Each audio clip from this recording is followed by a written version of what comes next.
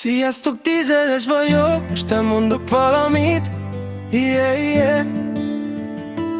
Ja, indulhat a flow, nekem az életemben sok problémám volt, mindenki csúfolt, de nem foglalkoztam vele. Úgy van az életben, aki csúfolódik, a szenved. Mi nekem másikat piszkálni éjfél-kor kellék, hogy tudjak menni dolgozni, nem vagyok puhány. Én minden nap éjjel-nappal dolgozok, hogy el tudjam magam tartani. Ez az életem, egyetlen problémám van, hogy ilyen emberek vannak sajnos.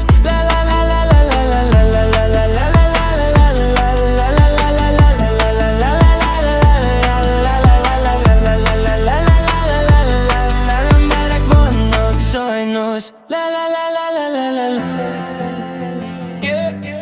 Tízedes vagyok.